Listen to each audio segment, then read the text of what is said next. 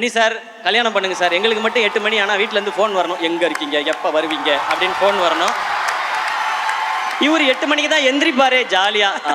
இன்னைக்கு அப்போல்லாம் நான் கேட்போம், ஏன் சார் கல்யாணம் பண்ண மாட்டேங்க, விடுங்க சார் ஜாலியாக இருக்கேன்னு.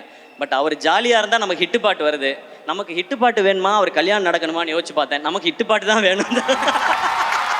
இந்த விஜய் சாரோட இந்த சீன் நடித்ததுக்கப்புறம் சொல்ல ஆரம்பிச்சிட்டாங்கன்னா, இவர் வந்து அடுத்த தளபதியாக பார்க்குறாரு, இவர் வந்து அந்த தளபதியாக பார்க்குறாரு, இந்த தளபதியாக பார்க்குறாரு, குட்டி தளபதி, திடீர் தளபதி அப்படிலாம் சொல்கிறாங்க. நான் சொல்லிக்கிறது ஒன்று தான், நான் அப்படி நினைக்கிற ஆளாக இருந்தால் அவரும் என்கிட்ட துப்பாக்கியை கொடுத்துருக்க மாட்டார், நானும் வாங்கியிருக்க மாட்டேன்.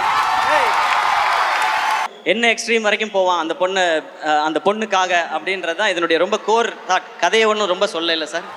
ஸோ அதான் சொல்லிட்டேன், அப்புறம் என்னன்றீங்களா சார்? அவங்கள பார்த்தா இந்த பொண்ணுக்காக என்ன வேணால் செய்யலான்னு தோணும். அப்படியான ஒரு கேரக்டர் தான். ஸோ படிக்கிற பொண்ணுடோ அப்படின்னு சொல்லி நான் முடிவு பண்ணிட்டேன்.